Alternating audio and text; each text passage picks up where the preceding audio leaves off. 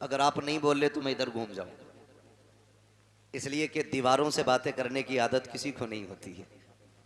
समझ गए ना? हुजूर से ज्यादा कोई प्यार नहीं करता है। जब बात हुजूर की आया करे तो फिर धक्का ना लगाना पड़ा करे। हमें तो ये कहते हुए भी गैरत आती है, जोर से कहो सुभान अल्लाह, उछल के कहो सुभान अल्लाह। इसलिए बात सुनो बेटे, समझ के बोलो। इसलिए कि बात जब अल्लाह की तारीफ की हो तो फिर धक्का लगाने की जरूरत क्या। बात जब हुजूर की हो तो फिर किसी के टोकने की जरूरत क्या। इसका रिश्ता तो दिल से होना चाहिए ना, दिल से होना चाहिए। मैंने आपसे दुरूद पाक पढ़ने के लिए कहा, लेकिन आपने, कुछ लोगों ने पढ़ा ही नहीं, पीछे पढ़ा ही नहीं। दो बातें हैं, या तो उनको आता ही नहीं है या फिर उन्होंने सुस्ती की है। अगर नहीं आता है तो इसका मतलब वो कभी मस्जिद में भी नहीं जाते होंगे, इसलिए कि नमाज में भी दुरूद पढ़ा जाता है। अगर जाते तो याद होना चाहिए था। और अगर किसी को आता है पढ़ा नहीं तो इसका जिम्मेदार, इसके जिम्मेदार उसके माँ बाप हैं। बुरा ना मानिएगा, हमने अपने बच्चों को दुरूद पढ़ने का आदी बनाया ही नहीं, जबकि हमारा सबसे ज्यादा पढ़ा जाने वाला वजीफा दुरूद पाक होना चाहिए था। बुरा मत मानना, मैं देख रहा हूं कई नौजवानों के सर पे टोपी भी नहीं है। मैं आपको एक बात बता दूं, इतना तो हम जानते हैं कि मस्जिद जाते हैं तो टोपी लगा के जाते हैं। अच्छा एक बात बताओ, कोई बंदा टोपी लगा के काबे को मुंह करके और हाथ बांध के खड़ा हो तो देखने वाला क्या समझेगा? मेरे भाई बोले अल्लाह इन्हें सलामत रखे कि वो नमाज में। अगर किसी के सर पे टोपी ना हो, हाथ खुले हों, फिर कोई उसे नमाज में समझेगा? नहीं ना। इसलिए कि नमाज की अपनी एक हालत होती है, इसलिए उसको कोई नमाज में समझेगा ही नहीं। नमाज के लिए टोपी का होना है, हाथ बांधे खड़ा हो तब बंदा कहेगा नमाज में। एक बात बताओ, घर से चले, सर पे टोपी भी नहीं, मुंह में मसाला डाला, चले चले आ रहे, कोई समझेगा ये हुजूर की महफिल में जा रहे? नहीं ना। कम से कम टोपी लगी होती, नजरें झुकी होती, तेज कदम से उधर चलते जिधर हुजूर की महफिल सजी है। लोग तेरी टोपी देख के समझ जाते ये किसी चौपाल पे बैठने नहीं जा रहा है, मदीने वाले की महफिल सुनने के लिए जा रहा है ना? तो कम से कम ऐसी हालत हो जानी चाहिए हमारी। अल्लाह आपको सलामत रखे। हुजूर की महफिल में जब भी जाया करें टोपी लेके जाया करें। चांद रात आई ना, चांद रात कारी इरफान साहब, दुकानों पे पैर रखने जगह नहीं है, टोपी नहीं। जूते की दुकान पे चले जाओ तो नंबर लगाना पड़ रहा है, कपड़े की दुकान पे चले जाओ तो नंबर लग रहा है। ओ भाई, 2-2 हजार के जूते खरीद लेते हो, 5 रुपए की टोपी में इतनी सुस्ती? पहचान है हमारी ये, पहचान है ये हमारी। टोपी सबके पास होनी चाहिए। सबके पास है ना टोपी? हाँ माशाल्लाह, जिनके पास है उन्होंने उनकी लाज बचा ली, जिनके पास नहीं है वही बोले जी। अल्लाह आपको सलामत रखे। लेकिन ये जरूरी चीजें होनी चाहिए। तो हमारी आदत में दुरूद पाक नहीं रहा। मेरे महबूब अलैहिस्सलाम फरमाते हैं, जो मुझ पे कसरत से दुरूद पढ़ेगा, तो आपने उंगली का इशारा करके फरमाया, वो मेरे कंधे से कंधा मिला के यूं जन्नत में जाएगा। सारे ही जन्नत में जाना चाहते हैं, लेकिन जन्नत चाहिए फ्री की। कोई बाबा मिल जाए, भले नंगा हो, मुंह के बल गिर जाएंगे, जन्नत दे जा। जिसका अपना ही नहीं पता वो तुझे जन्नत देगा? वो भाई भांग पी रहा है, सुल्पा लगा रहा है, और उसके कदमों में जाके कह रहे हो जन्नत दे। और जिसे अपना होश नहीं वो तुझे जन्नत किधर से देगा? तो हमें जन्नत भी फ्री में चाहिए। अगर जन्नत चाहते हो तो हुजूर पे कसरत से दुरूद पढ़ा करो, कसरत से दुरूद पढ़ा करो। माँ बाप की जिम्मेदारी है बच्चों की आदत डालें दुरूद पढ़ने की, माँ बाप की जिम्मेदारी। अल्लाह माफ करे, अब तो जिम्मेदारियां भी बड़ी आसान हो गई। बच्चा रोया, चाहे भले ही 6 महीने का है, गुनगुना बजा के उसकी करवट में रख दिया। समझ गए ना गुनगुना? बहुत समझदार लोग हैं। मोबाइल उसके हाथ में दे दिया। मैं एक बात कहूं, ये जिम्मेदार लोग बैठे हुए हैं। कारी इरफान साहब, गोद मां की बच्चे का हक होता है, ऐसा हक कि जिसको कोई भी बच्चा गंवाना नहीं चाहेगा। हर किसी को मां प्यारी होती है। आप अंदाजा लगाइए अल्लाह ने बच्चे का मां से रिश्ता कितना मजबूत किया है। बच्चे की पैदाइश को 5 दिन गुजरे हैं और बच्चा रोने लग जाए, खाला उठा ले गोद में, बच्चा चुपता है। बोले आपके यहां भी होता होगा ना ऐसा, पीछे वालों के यहां भी है ना? नहीं चुपता ना। फूफी ने गोद में लिया, नहीं चुपेगा। फिर मां गोद में ले ले, बच्चा चुप हो जाता है। उम्र कितनी है? 6 दिन। आप अंदाजा लगाइए इस बच्चे को किसने बताया कि पहले जिसने उठाया था वो मां नहीं थी, दूसरी बार जिसने गोद में लिया वो भी मां नहीं थी, तीसरी बार जिसने गोद में लिया ये मां है। जिस बच्चे को अपनी पाकी नापाकी का पता ना हो, बिस्तर के सूखे और गीले का एहसास ना हो, उसे मां का पता चल जाता है, उसे मां का पता चल जाता है। तो सुने, रब ने मां से औलाद का रिश्ता दिल का रखा है, दिल का रिश्ता रखा औलाद का मां के साथ। आप कहेंगे कैसे? सुने, बेटा मुंबई में हो, पूना में हो, और आगे बढ़ के बात करें दुबई में हो, कुवैत में हो, फ्रांस में हो, बच्चा वहां बीमार होता है, मां को 7 समंदर पार हिंदुस्तान में पता चल जाता है। सुबह उठ के कहती है अपने शौहर से, फोन लगाओ, दिल नहीं लग रहा है, दिल नहीं लग रहा है। वो कहता क्या बात है? कहा घबराहट है रात के 3 बजे से। कहता कोई तबीयत खराब है, डॉक्टर को बुलाया जाए, हो सकता है बीपी लो हो गया हो सकता है तबीयत में खराबी आ गई हो। कहती है नहीं, मेरी तबीयत तो दुरुस्त है, भूख भी सही लगी है, रात भर बाकी सारे हालात ठीक रहे, लेकिन दिल घबराता रहा है। माँ कहती है जरा फोन तो लगाओ, पता करे मेरा बेटा तो बीमार नहीं हो गया है। जब अचानक फोन की घंटी बजती है, बेटा 7 समंदर के पार फोन उठाता है। अचानक माँ की आवाज आती है, बेटे खैरियत से है कि नहीं? जब इतना माँ कहती है, बेटा कहता अम्मा मैं ठीक हूँ। वो इसलिए नहीं बताया करता है ताकि माँ परेशान ना हो जाए, मैं तो बीमार हूँ, माँ की तकलीफ ना बढ़ जाए। कहता माँ मैं ठीक हूँ। माँ कहती पगले झूठ ना बोल, सच बता रात 3 बजे से सोई नहीं हो। तब बच्चा कहता है अम्मी मुझे रात 3 बजे से बुखार आ रहा है, मुझे बता तो सकी, अभी कोई फोन नहीं आया है, कोई खत नहीं आया है। माँ को 3 बजे पता चल जा रहा है कि बेटे की तबीयत खराब हो गई है। ये रिश्ता किसने बनाया है? खुदा की कसम तो कहना पड़ेगा जिसने लफ्ज़ कुन से कायनात बनाई है, उसी ने माँ के दिल से रिश्ते जोड़ दिए हैं। जिसने समंदरों को रवानी दी है, उसी ने औलाद का रिश्ता माँ से जोड़ा है। जिसने पहाड़ों को बुलंदियां दी है, उसी रब ने माँ से औलाद का रिश्ता जोड़ा है। जिसने सूरज को रोशन किया है, उसी ने औलाद का रिश्ता माँ से जोड़ा है। खुदा की कसम जिसने अपने महबूब को कायनात में सबसे हसीन बनाया है, उसी रब ने औलाद का रिश्ता माँ बाप से मजबूत बनाया। नारे तकबीर, नारे रिसालत, मसलके आला हजरत मुफ्ती हम्माद रजा मुरादाबादी, जलसा साले सवाब, नारे तकबीर, नारे रिसालत। तवज्जो है सारे लोगों की? ये रिश्ते अल्लाह ने बनाए, अल्लाह ने बनाए ये रिश्ते, ये रिश्ते बनाए बेशक। और ये माँ का हक होता है, औलाद का हक होता है माँ की गोद में रहना। मेरी माँ मेरी बहन, इतनी सी गुजारिश मेरी है, कान खोल के सुनना, अपनी औलाद को बचपन में रोए ना, मोबाइल दे के बहलाना मत, उसे गोद में उठाना, उसे सीने से लगाना, ताकि आज वो रो रहा है तो तू सीने से लगा रही है, कल तू रोएगी तो यही बेटा तुझे सीने से लगाएगा। क्या आपको नहीं लगता ऐसा? आपको नहीं लगता ऐसा?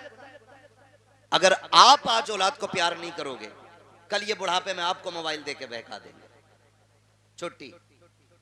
आप कहोगे दिल नहीं लग रहा है, वो कहेंगे ये रहा मोबाइल, इसमें मैंने फुल रिचार्ज कर दिया, अनलिमिटेड, इसे चलाइए। अल्लाह माफ करे, बाज लोग कहते हैं कारी साहब के बड़े बूढ़ों के पास बैठने से अकल आती है। अब तो अल्लाह खैर फरमाए, बड़ा बूढ़ा भी बड़ा रंगीन है। जलसों में जाते हैं भाई, अपना काम है रातों में जाना। कभी कभी देखते हैं हम चलते हुए, कोने पे बैठा बुड्ढा रात के 11 बजे मोबाइल चला रहा स्लिप पे बैठ के। ये रंग आ गए। और बड़े बूढ़े, एक कहावत कही जाती है, एक पैर कब्र में दूसरा केले के छिलके पे। और डर भाई, अल्लाह से डर। अब उम्र का कोई तीसरा पड़ाव नहीं आना, ये आना था जो आ गए। जितने रंग चढ़ने थे चढ़ गए।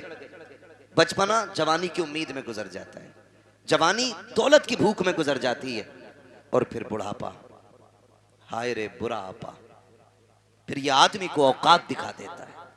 इसलिए आपसे मेरी गुजारिश है, अल्लाह तौफीक दे, मेरी बहन बच्चे रोएं, उन्हें सीने से लगाया करो, सीने से लगाया करो। बड़े परेशान होते माँ बाप। मौलवी देख तो सही, लोंडा 19 साल का हो गया, मस्जिद नहीं जाता है, वो गाने गा रहा, खड़े होके गाने वहीं, तो अब मौलवी संभालेगा यार। तुमने बचपन से लेकर अब तक गाने सुनवाए उसे, मौलवी उसे नाते याद करा देगा 2 दिन में? नहीं, माँ बाप की जिम्मेदारी होती है औलाद की सही परवरिश करना, माँ बाप की जिम्मेदारी होती है। मैं आपको बताऊं, एक बहुत बड़े बुजुर्ग गुजरे। आप सफर करते करते जंगल में चले गए, बंद था, जंगल था, रास्ता भूल गए। जब रास्ता भूले, उन्होंने जंगल में तयम्मुम किया। पानी भी नहीं था, अब तो कसरत से पानी है, समर चला देते हैं तो बंद करने का नाम ही नहीं लेते। अगर रास्ते में पानी भरे तो फिर धान नाली साफ करे। भाई तेरी भी तो कुछ जिम्मेदारी है ना, अल्लाह ने तुझे इंसान बनाया, ये जो टोंटी खोल के छोड़ दी है, हिसाब नहीं देना इसका, हिसाब नहीं देना है।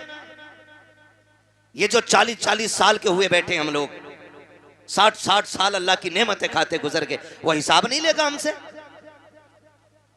कौन से गुल खिलाए थे जो उसने 60 साल की मोहलत दे दी? हमने तो ऐसे भी देखे कि जो मुर्दा ही पैदा हुए, एक सांस तक की उसने मोहलत नहीं दी है।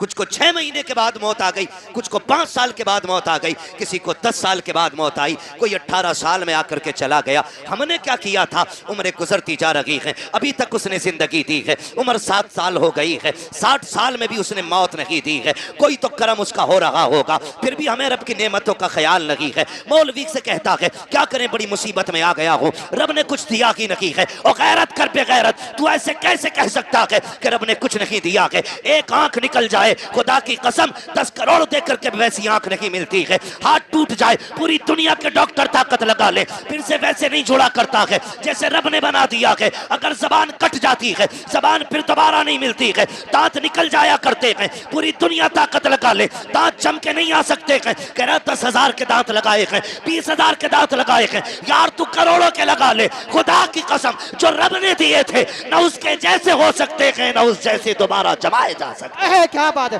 नारे तकबीर, नारे रिसालत, नारे गौसियत, नारे हैदरी। अल्लाह की नेमतों का शुक्रिया अदा करो यार, शुक्रिया अदा करो। कब अदा करेंगे शुक्रिया? अल्लाह माफ करे, अब तो बुड्ढे भी जन्मदिन मना रहे हैं। लल्ला पहले रोटी भी नहीं देता था अपने अब्बा को, अब थोड़ा सा बड़ा हो गया ना, मुंबई घूम आया तो अब्बा को राजी करने के चक्कर में अब्बा का बर्थडे मना रहा। अब्बा पूछ रहा लल्ला क्या है ये? कि केक काटियो, केक काटियो। फिर बोले कुछ गुब्बारे फूटेंगे, फिर उसमें कुछ बदतमीजी होगी, उठा के कुछ मुंह पे नाकों पे लगाया जाएगा। मेरी कौम का नौजवान समझता है कि ये हमने कामयाबी हासिल की है, ये हमने तरक्की की है। हम सोचे तो सही, किधर जा रहे हैं हम, किधर चल रहे हैं हम? कौन सी राह हमने पकड़ ली है, कौन सी रविश हमने अपना ली है यार? सोचो तो सही, अब्बा का जन्मदिन और अब्बा भी सुरमा लगा के तैयार, कह रहा शुक्र है जी 61 साल का हो गया, मैं बहुत बड़ा हो गया। बड़ा नहीं हुआ है, छोटा हो गया।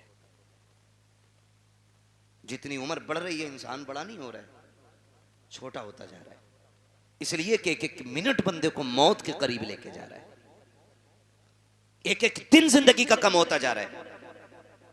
अगर एक सुई सेकंड की भी नीचे जा रही है ना, तो वो तेरी जिंदगी का एक सेकंड चुरा रही है। ये दोबारा लौट के नहीं आना है, दोबारा लौट के नहीं आना है।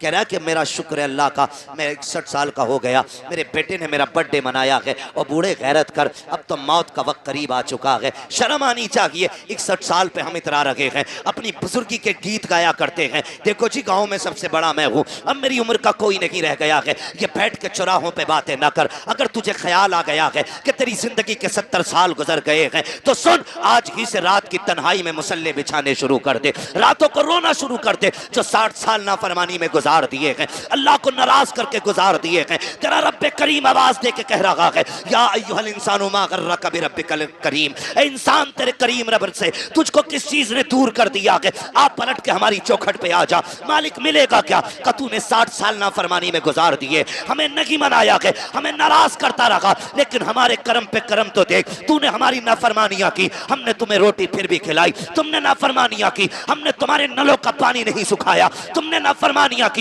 हमने ऑक्सीजन की कमी नहीं की, तुमने नाफरमानियां की, हमने हवाओं पे पहरे नहीं लगाए, तुमने नाफरमानियां की, हमने धड़कनों पे पाबंदी नहीं लगाई, तुमने नाफरमानियां की, हमने सांसें नहीं रोकी। मालिक अब बता चाहता क्या है? हम समझौता करना चाहते हैं, बता कीमत क्या लेगा? आवाज आती है, मैं तुझसे 60 सालों के गुनाह के बदले में 60 साल की तौबा नहीं मांग रहा हूँ, 60 साल के सजदे नहीं, आ इतना कर ले, तू एक रात मुझे रो के दिखा दे, मैं उसी घड़ी में तुझे माफ करके दिखा दूं। अहे क्या बात है, सुभान अल्लाह, जिंदाबाद। आती हम तो माइल व करम है, कोई साइल ही नहीं, राह दिखलाए किसे रबे मंजिल ही नहीं, पानी था नहीं, जंगल में फंस गए, अल्लाह वाले थे, जब पानी नहीं मिला तयम्मुम किया, सजदे में सर रखा, कहने लगे मालिक मुझे हिदायत अता फरमा, फंस गया हूं जंगल में। अल्लाह ने रहनुमाई की अपने करम से, और वो जंगल से निकल के आ गए। प्यास बड़ी शिद्दत की लगी थी, उधर असर का वक्त हो रहा था। थके तो नहीं है ना अभी आप? नहीं थके ना? कौन सा वक्त हो रहा था? कौन सा वक्त हो रहा था? असर का वक्त हो रहा था। आए, बस्ती देखी, दिल खुश हो गया कि लगता है यहां पानी मिल जाएगा। बस्ती में गए, कुआं था, लेकिन करीब पहुंचे ना तो कुआं भी था, पानी भी था, लेकिन डोल रस्सी, सारे बोले तो मैं आगे चलूं ना, नहीं थी डोल रस्सी। परेशान हो गए। एक बच्ची खेल रही थी, उसने कहा क्या बात है बाबा जी, चेहरे से अल्लाह वाले लग रहे हो, तुम्हारे सर का मामा बता रहा है कि तुम रब के दोस्त हो, परेशान किस लिए हो? कहने लगे बेटी पानी की जरूरत थी, डोल रस्सी नहीं है। उसने कहा इतने बड़े मौलाना होकर के आप पानी नहीं निकाल पा रहे? उन्होंने कहा बेटी पानी तो निकाल लूं, मगर ये तो बता डोल रस्सी कहाँ है? बच्ची कहने लगी बाबा ठहरो, मैं पानी निकाल देती। बच्ची करीब आई, उसने कुएं में थूका, जैसी पानी किनारे पे आ गया। कहने लगी बाबा वुजू कर लीजिए। हजरत ने वुजू फरमाया और वुजू करने के बाद नमाज अदा की। बच्ची अपने खेल में मसरूफ हो गई। अब आप नमाज से फारिग होके कहते हैं बेटी तुझ पे तो नमाज भी फर्ज नहीं है, 6-7 साल तेरी उम्र है, ज़कात तुझ पे फर्ज नहीं, रोजा तुझ पे फर्ज नहीं, हज तुझ पे फर्ज नहीं, नमाज तुझ पे फर्ज नहीं, कौन सी इबादत ऐसी करती है जिसकी वजह से अल्लाह ने ये तुझे कमाल अता किया है, ये कमाल अता किया। सुने बच्चों के हाथ में मोबाइल देके के सुलाने वालों, उनके हाथों में गाने बजा करके उनका वक्त जाये करने वालों। बच्ची ने कहा था बाबा अपना काम कीजिए, वजू हो गया है, पानी मिल गया है, चले जाइए। कहा नहीं बेटी बता तो सही, नेकी कौन सी की है? बच्ची कहती है बाबा जी मत पूछिएगा। कहते बेटी उस वक्त तक नहीं जाऊंगा जब तक बताओगी नहीं। बच्ची कहती है अगर पूछना ही चाहते हो तो सुनो बाबा, मैं कोई ऐसी नहीं हो, रात भर मेरी इबादत नहीं, सजदे नहीं है, कोई लंबे कयाम भी नहीं है। कहा बेटी फिर ये पानी तेरी फरमाबरदारी कैसे करता है? बच्ची कहती है सुने बाबा बात सिर्फ इतनी सी है कि जब रात को बिस्तर पर जाकर लेट जाती हूँ, मेरी माँ 1000 दानों की तस्वीर आके मेरे हाथ में देती है और कहती है उस वक्त तक नहीं सोना है जब तक 1000 बार हुजूर पे दरूद नहीं पढ़ लेना है। ये जितना भी कमाल है ये मेरे सजदों का कमाल लगी, कयाम का कमाल लगी, ये सारा कमाल मदीने वाले पे दरूद पढ़ने की वजह से मिला है। कहा हजरत जी जो जबानें दरूद पढ़ने लग जाती है कायनात उन जबानों की फरमाबरदारी करने लग जाया। दारे तकबीर, दारे रिसाला, दारे गौसियत मसलक आला हजरत अल्लामा मुफ्ती हम्माद रज़ा साईं किबला ख्वाजा का हिंदुस्तान का सुन्नी मुसलमान दारे हैदरी। अल्हम्दुलिल्लाहि रब्बिल आलमीन वल आक़िबतु लिल मुत्तक़ीन वस्सलातु वस्सलामु अला रसूलिहिल करीम अम्मा बअद फ़अऊज़ु बिल्लाहि मिनश शैतानिर रजीम बिस्मिल्लाहिर रहमानिर रहीम इन्नल्लाहा मअस साबिरीन आमन्तु बिल्लाहि सदक़ल्लाहु मौलानल अज़ीम वसदक़ रसूलुहुन नबियुल उम्मियुल मुतीउल मुबीनुल मुईनुल करीम वनहनु अला ज़ालिका लमिनश शाहिदीन वश्शाकिरीन वल्हम्दुलिल्लाहि रब्बिल आलमीन। या खुदा बहरे जनाब मुस्तफ़ा इम्दादकुम या रसूलुल्लाह बहरे खुदा इम्दादकुम या शहीद करबला या दाफिअ करबला गुल्लु ख़ाशहज़ादे गुल्लु क़बा इम्दादकुम गौसे आज़म बने बेसरो सामा मदद क़िबला दी मदद काबे ईमा मदद बगिरदा बे बला उफ्ताद कश्ती मदद कुन या मुईन तीन चिश्ती क़ादरी अपना रही या गौसे आज़म ज़नम दमज़ शेख अहमद रज़ा ख़ान क़ुत्ब आलम ज़नम बलग़ल उला बिकमालिही कशफ़त दुजा बिजमालिही रसूलत जमीअ ख़िसालिही सल्लु अलैहि व आलिही। करूँ तेरे नाम पे जाँ फिदा न बस एक जाँ तो जहाँ फिदा दो जहाँ से भी नहीं जी भरा करूँ क्या करोड़ों जहाँ नहीं।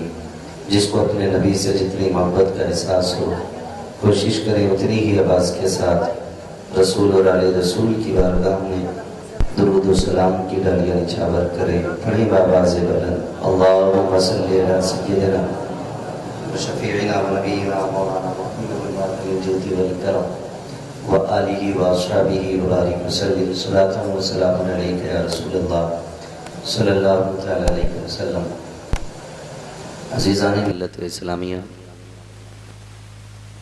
आज हम और आप जिस गरज से यहाँ हाजिर हैं सभी को अच्छी तरह मालूम है कि अली जनाब यामीन ठेकेदार इनके साहबजादे के इसाले सवाब के लिए इस महफ़िल को सजाया गया है। अल्लाह रब्बुल इज़्ज़त इस महफ़िल का सवाब मरहूम की रूह को अता फ़रमाए और ज़िक्र हबीब के सदक़े में उनको करवट करवट जन्नती नेमतें अता फ़रमाए। मुझसे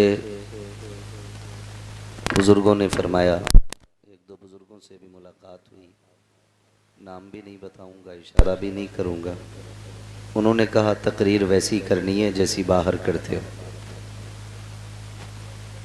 ऐसा ना हो कि काजीपुरा समझ के बातों में ही टाल दो।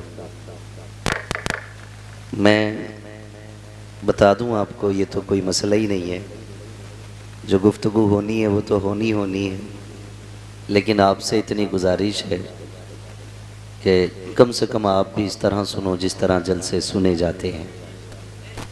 यहाँ पे कोई मजबूर होके ना बैठे, मसरूर होके बैठें। और नक़ीब अहले सुन्नत अज़ीज़म अब्दुल वाहिद सल्लमहु माशाअल्लाह मुकम्मल तरीक़े से नकाबत के फ़राइज़ अंजाम दे रहे हैं। मुझे ऐसा लगा, मैंने देखा कि नात ख़ानी हो रही है, तब भी इधर के लोग सुभान अल्लाह बोल रहे थे। दुरूद शरीफ के लिए कहा तो आगे वालों ने पढ़ ली, पीछे वालों को ऐसा लगा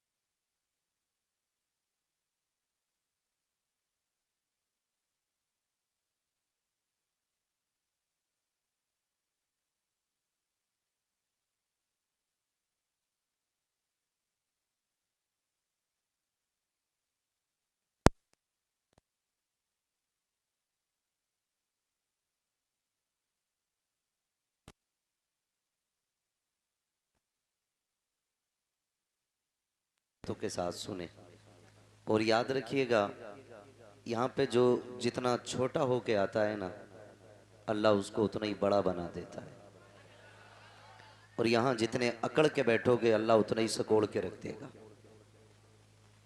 ये ख्याल रखिएगा। यहाँ अगर कोई सोच रहा है मेरे पास ज़मीन है, मैं हाथ क्यों उठाऊं, मैं तो ज़मींदार हूँ, मैं पैसे वाला हूँ, तो याद रखना, हुए नामवर बेनिशां कैसे कैसे, ज़मीं खा गई आसमां कैसे कैसे। बड़े बड़े आया करके चले गए, हमारी और आपकी औकात क्या है, कब्रों के निशान तक बाकी नहीं है। खुदारा गुजारिश है, जब हुजूर की महफिल में बैठा करें तो अदब से बैठा करें। बात दुरूद पाक की थी तो लोगों ने ऐसे होठ हिला दिए जैसे चंदा मांगा और किसी ने कह दी ले लो। मैं आपको एक बात बता दूं,